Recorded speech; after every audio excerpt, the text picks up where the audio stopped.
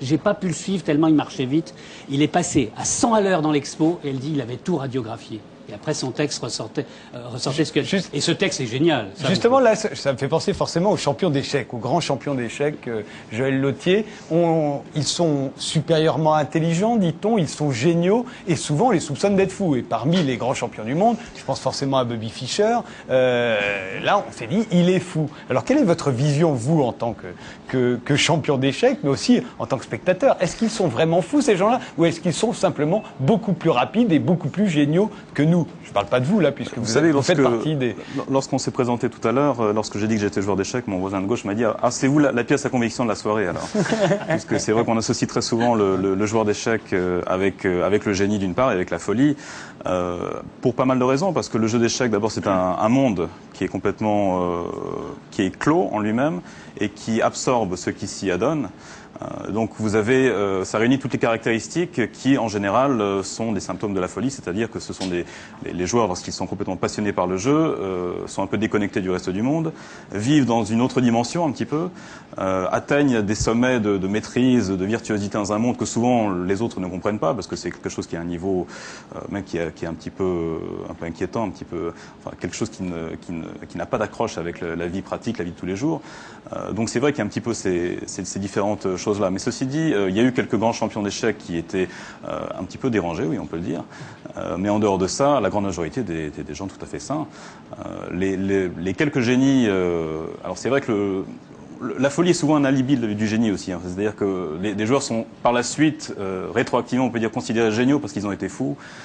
Parce que ça va bien ensemble, parce que c'est dans l'inconscient collectif, ce sont deux images qui collent. En réalité, au moment où ils jouaient et qu'on ne savait pas qu'ils étaient fous, on les trouvait tout simplement normaux et c'était des joueurs comme les autres. Donc Bobby Fischer, par exemple, n'a pas été considéré fou dès le début. C'est après qu'il soit devenu champion du monde et que sa conduite excentrique s'est poursuivie, qu'il a refusé de défendre son titre.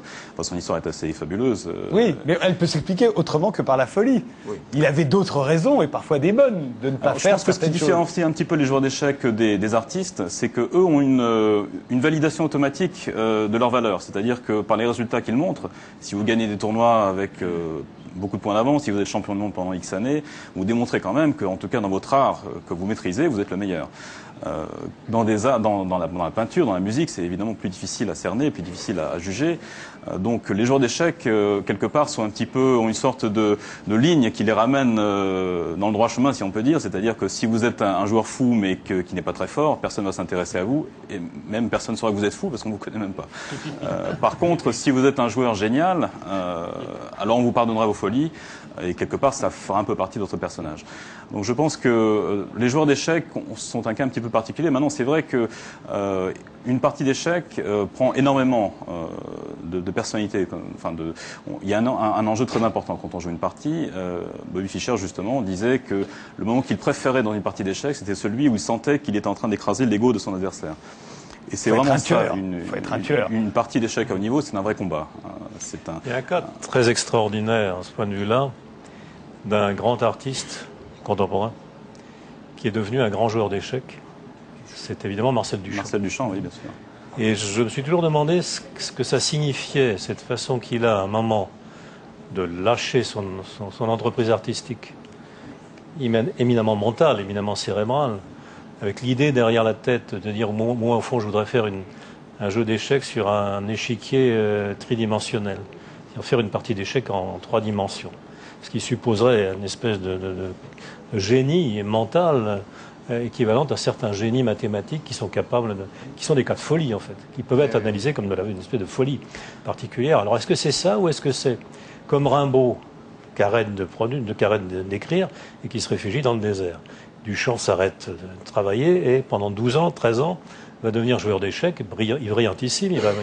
Kalberstadt, il va gagner un prix, je crois, ainsi de suite, il va devenir un grand maître. Il a fait partie de l'équipe de France, oui, il a représenté la France au championnat du monde. Donc là, il y a quelque chose également mental, si vous voulez, totalement mental, totalement dans la tête, cérébrale, qui participe à la fois d'une forme de folie hyper mathématique, dont il était effectivement un extraordinaire représentant, mais en même temps d'une espèce de folie de la misanthropie totale, qui dit je romps en visière, je m'en vais, c'est le silence, c'est le Harare, c'est Rimbaud. Je pense que la tentation peut-être un peu vers la folie pour les joueurs d'échecs, c'est que quand ils jouent aux échecs, tout a un sens pour eux.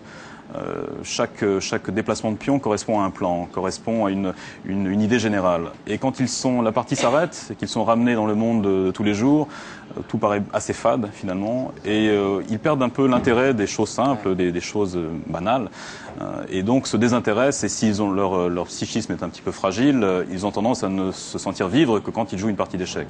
Donc c'est vrai qu'ils sont un petit peu aspirés par ça. Il y a le côté mathématique aussi des échecs qui fait que je l'ai vécu, je continue de le vivre. Quand vous terminez une partie d'échecs, elle n'est pas terminée en fait. Elle se poursuit dans votre tête, parce qu'un joueur d'échecs n'a pas besoin d'un chiquier physique et de pièces en bois pour jouer une partie d'échecs. Il peut la continuer dans sa tête, comme on sait, comme vous parliez tout à l'heure du livre de Stefan Zweig, le joueur d'échecs, qui effectivement est tiré